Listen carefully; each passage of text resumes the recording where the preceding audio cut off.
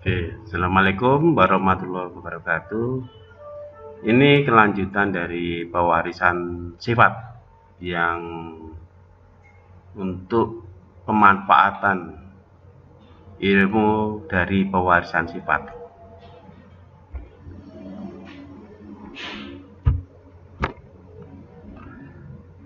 Persilangan monohibrid, intermediat, dan dihibrid. Bagaimana nanti kita menyilangkan tumbuhan maupun hewan dengan persilangan monohibrid, intermediate, dan dihibrid. Sekarang kita bahas yang monohibrid. Tapi sebelumnya saya mencoba memberikan benang merahnya dulu, bahwa makhluk hidup itu memiliki sifat tersendiri yang membedakan antara satu dengan yang lain. Sifat yang dimiliki oleh setiap makhluk hidup ada yang dapat diturunkan dan ada yang tidak dapat diturunkan.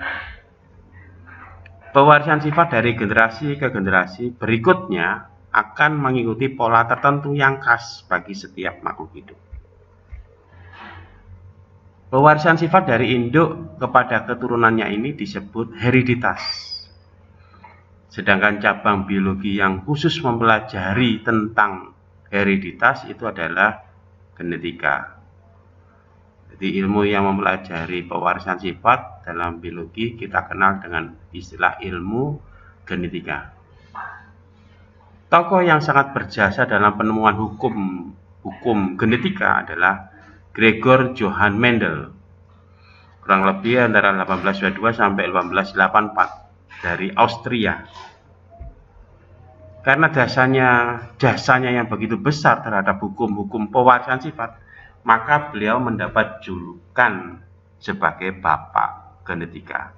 Karena dia meletakkan dasar ilmu genetika, ilmu pewarisan sifat, maka disebut Bapak Genetika. Oke, inilah Bapak Genetika, Gregor Mendel, 1866. Gregor Mendel melakukan persilangan pada tanaman kacang ercis dengan 7 sifat beda. Anda bisa melihat di sini ada yang dilihat dari bentuk bijinya. Nah, bentuk biji ada yang bentuk bulat, kalau ini keriput atau kisut. Ada yang dilihat biji itu ada variannya bulat bentuknya. Nah, ya, warna biji yang saya maksud. Terus kemudian warnanya kuning, di sini warnanya hijau. Terus perbedaan lagi ada tanaman kacang ercis warna bunganya ungu, ada yang berwarna putih. Begitu pula bentuk polongnya. Bentuk polongnya ini biji di dalam polong namanya. Ini bentuknya seperti ini anak-anak. Lurus saja. Nah, kalau ini ada seperti ruasnya atau berpolong. Bentuk polong pun ada warnanya dilihat, ada yang hijau, ada yang kuning. Kemudian lihat tempatnya bunga. Ada yang keluar dari ketiak daun, perbedaan lagi ada yang keluar dari ujung daun. Dari dilihat tingginya juga beda. Ada varian yang tinggi, ada yang varian tanaman kacang ercis yang pendek. Jadi kenapa Gregor Mendel itu pilih tanaman kercis sebagai untuk menerapkan ilmu pewarisan sifat, karena ada 7 sifat beda. Nah, ini Mendel melakukan percobaan dengan membastarkan itu artinya menyilangkan tanaman-tanaman yang mempunyai sifat beda. Nah, kebetulan tanaman kacang ercis kita kenal dengan nama Pisum sativum, nama latinnya, itu punya 7 sifat beda yang bisa diamati. Bentuk biji bulat kisut, warna biji kuning hijau, warna bunga ungu dan putih, bentuk polongnya, warna polongnya, tempat bunganya ada yang di ujung batang atau di ketiak daun, terus tinggi daripada batang tanamannya. Ada yang tinggi, ada yang pendek. Itulah 7 sifat beda pada tanaman Pisum sativum atau tanaman kacang ercis. Nah, dari sinilah alasan Mendel menggunakan tanaman tersebut karena mudah dalam melakukan penyerbukan silang. Mudah didapat, mudah hidup, dan dipelihara. Berumur pendek, cepat berbuah, dapat terjadi penyerbukan sendiri, dan banyak jenis yang memiliki sifat yang mencolok. Itulah alasan Mendel mengapa dia pilih tanaman kacang etnis untuk menerapkan ilmu pewarisan sifat. Sifat-sifat yang mencolok tersebut sudah saya sebutkan, seperti tadi warna bunga, ungu dan putih, warna biji kuning atau hijau, warna buah hijau atau kuning, bentuk biji bulat atau kisut, sifat kulit halus dan kasar, letak bunga di ujung batang atau di ketiak daun, dan serta ukuran batang, tinggi dan rendah. Itulah sifat-sifat. Kurang lebih ada 7 sifat beda. Istilah yang harus Anda pahami dalam pewarisan sifat. Yang pertama, parental. P kode. Namanya induk. Ada lagi F atau disebut filial. Keturunan F1 berarti keturunan pertama. F2 berarti keturunan kedua dan seterusnya. Ini bukan jumlah anak, bukan jumlah keturunan, tapi keturunan pertama. Fenotip, karakter atau sifat yang dapat diamati seperti tadi, warna, bentuk, golongan darah dan sebagainya. Seperti tanaman tadi kan bisa dilihat, yang bisa diamati. Nah, saya kembali lagi lah ini. Salah satunya misalnya bentuknya bulat, bentuknya kisut. Nah, itu bisa diamati oleh mata. Maka itu yang disebut dengan fenotip. Warna biji, ada yang kuning, ada yang hijau. Warna bunga, ada yang ungu, ada yang putih. Nah, itu sifat yang bisa diamati namanya fenotip, anak-anak. Oke, yang keempat, genotip. Nah, genotip itu adalah susunan genetik suatu individu tidak dapat diamati. Karena nggak bisa diamati, maka diberi simbol. Nah, sifat untuk suatu gen dikemukakan dengan huruf yang biasanya merupakan huruf pertama dari suatu sifat. Nah, nanti penerapannya nanti pada soal baru akan paham nanti antara fenotip dan genotip ya. Dan yang berikutnya misalnya misal M besar, gen yang menyebabkan warna merah. Sedangkan gen M kecil itu adalah gen yang menyebabkan warna putih. Nah, ingat yang kemarin ada istilah dominan, ada sifat resesif. Nah, yang dominan kita beri huruf besar sifatnya atau gennya, sedangkan yang kalah maka kita beri huruf kecil. Nah, dalam hal ini merah itu dominan maka kita beri huruf besar, putih ini kita beri huruf kecil, M kecil. Sama-sama M, ingat.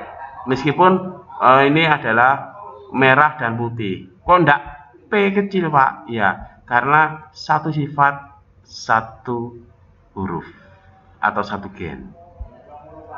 Ini kebetulan sifatnya tentang apa? Sifat warna, loh, bukan sifat yang lain. Sifat warna, maka ini adalah satu sifat. Maka satu sifat adalah satu huruf.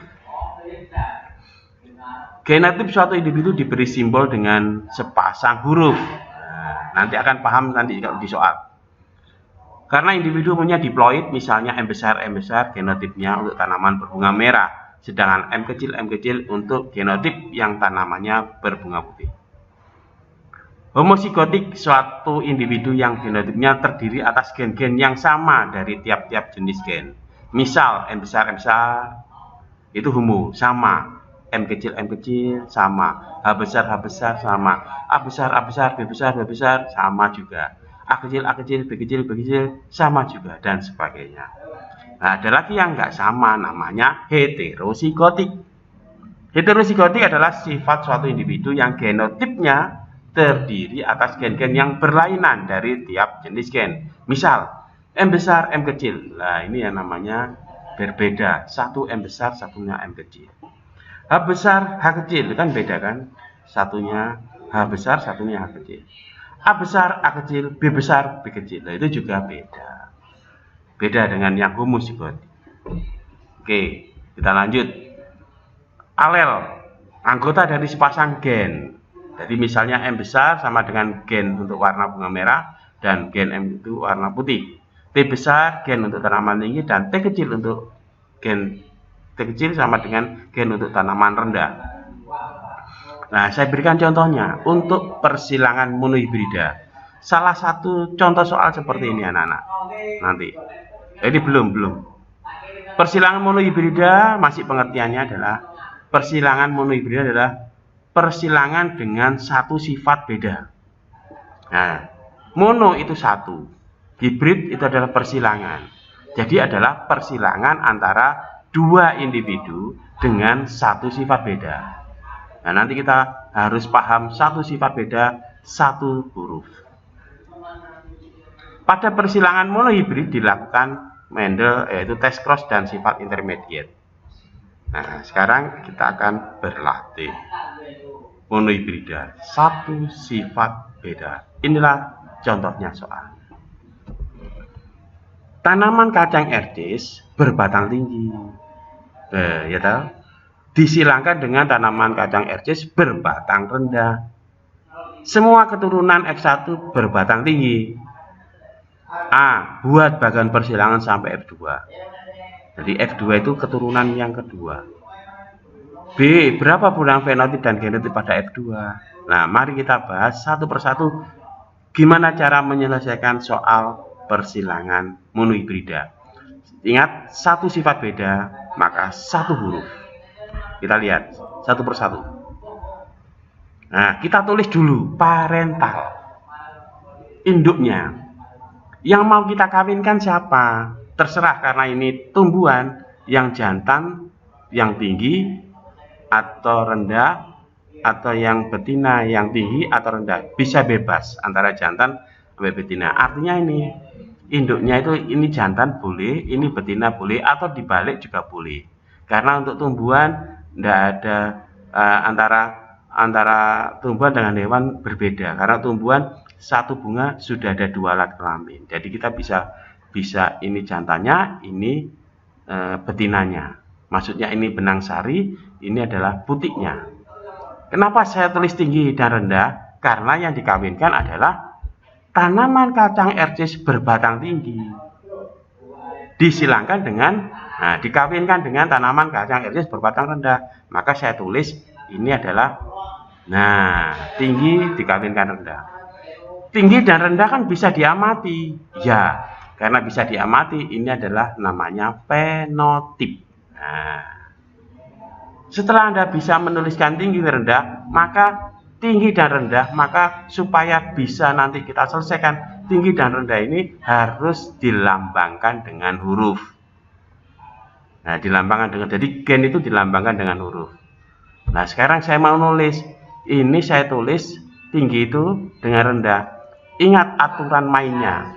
Kita harus tahu tinggi sama rendah itu kalau menang itu yang mana, atau istilah saya adalah dominannya yang mana, yang resesif yang mana, karena ini menentukan untuk membuat hurufnya. Kalau yang dominan maka kita beri huruf besar, sedangkan yang huruf kecil kita berikan yang resesif. Nah, kita tahu soal itu yang dominan yang mana itu dilihat dari yang pertama F1. Coba kita kembali lagi ya. Nah, coba lihat.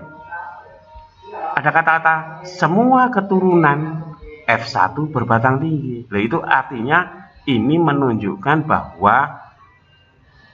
bahwa tinggi ini adalah dominan, maka patut kita beri huruf besar. Paham ya? Karena soal ini sudah menyatakan F1 di sini, kecuali kalau di sini tinggi sudah langsung diberi huruf T besar, lah beda lagi.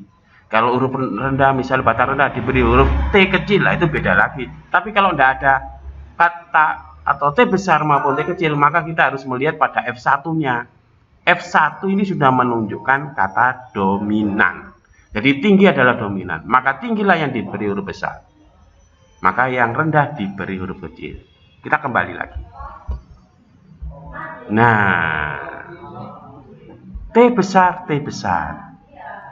T kecil, T kecil. Rendah diberi huruf kecil karena resesif. Tinggi diberi huruf besar karena dia dominan. Oke, sampai di sini paham ya? Oke. Nah, ini T besar, T kecil, ini kita sebut dengan genotip. Genotip itu komposisi gennya yang dikandung. Nah, oh dia mengandung T besar, T kecil. Nah, tadi kan tinggi bisa diamati, rendah bisa diamati. Karena dia bisa diamati kita sebut genotip. Kalau genotip adalah komposisi dari gen, komposisi dari sifat. Nah, itu yang namanya genotip. Jadi kalau pengen lihat fenotip, ya tinggi rendah. Kalau lihat genotip, ya T besar, T kecil. Hurufnya yang kita lihat. Oke, kenapa kok ditulis 2, Pak? Nah, misalnya ada yang tanya, ini juga 2. Karena ini adalah induk. Induk itu membawa diploid, masih ingat? Istilahnya kromosom itu ada 2N. Nah, 46 kalau manusia kan 46 buah atau istilah 23 pasang. Maka dia harus berpasangan untuk induk. Nah, untuk mengawinkan kan harus melibatkan yang namanya sperma. Oke. Maka induk T besar itu akan memunculkan sperma yang mengandung, nah ini sel kelamin kita sebut G. Gamet atau istilah bahasa Indonesia sel kelamin. Nulisnya hanya cukup 1. Karena apa? Hanya N haploid. Haploid itu hanya membawa seperangkat saja. T besar. Jadi sel kelamin itu misalnya sperma atau sel besar itu banyak, misalnya ratusan. Ya isinya sperma ya iki tok podo. Karena dia mengandung T besar saja. Kita tulis 1, ingat N. Haploid. Sedangkan yang rendah hanya membawa 1, yaitu T kecil saja. Ovum juga banyak, tapi mengandungnya hanya 1 varian tok. Nah, setelah itu kita kawinkan sperma ketemu dengan ovum. Jadi apa? Nah, ini maksudnya tanda panah ini kawin. Begitu kawin jadi ini. Nah, inilah yang disebut F1. Jadi parental itu nanti menurunkan sperma dan menurunkan ovum, kawin, hasilnya F1. Seperti kalian, bapak ibumu, bapakmu, iki ibumu misalnya, kemudian jadi anak kamu, itu namanya F1. Misalnya anak saudara, adik, kakak, ya tetap F1.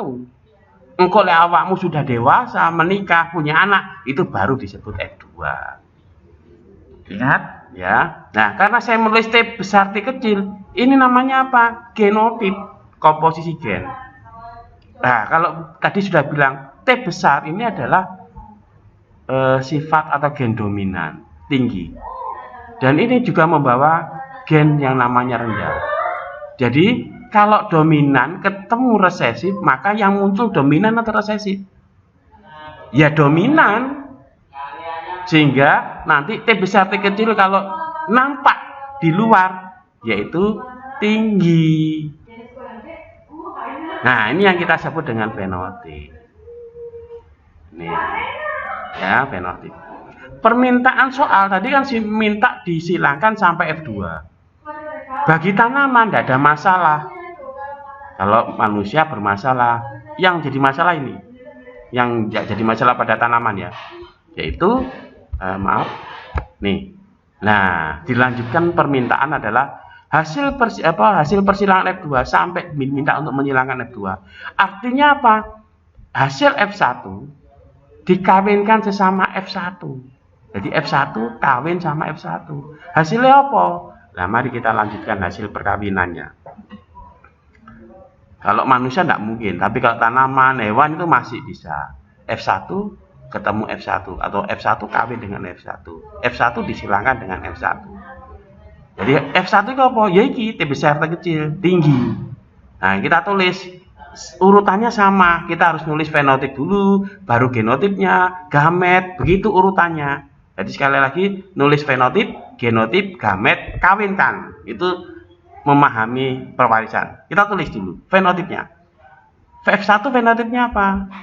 Nah, tinggi. Tinggi kawin ambek tinggi. Setelah kita nulis fenotipnya, tulis apa? Genotipnya. Nih, T besar, T kecil. Jadi F1 ini tinggi. tingginya F1 gak podo karo parental P tinggi. Karena parental punya T besar, kalau F1 punya T besar, T kecil. Podo tinggi nih. Tapi gen yang dibawa, sifat yang dibawa tidak sama. T besar, T kecil. Kalau ini kan T besar, T besar. Nah, sekarang bagaimana? Setelah nulis fenotip dan genotip, tadi saya sudah bilang apa toh? Gamet atau sel kelamin. Maka kita tulislah gametnya. Loh, yang pertama dari unsur F1. Karena ini ada dua varian, ya kita tulis gametnya ada dua macam. Ya T besar, T kecil. Sini juga begitu, selaku induk betina, T besar, T kecil. Nah, mari kita kawinkan sekarang. Pertama, nih, nah T besar, hasilnya apa? Nah, T besar. Ingat, ini fenotip, ini genotip, ini fenotipnya. T besar, genotipnya tinggi, fenotipnya. Kedua, sperma ini ketemu dengan ovum ini. Nah, hasilnya apa? T besar, T kecil. Genotipnya T besar, T kecil, fenotipnya tinggi.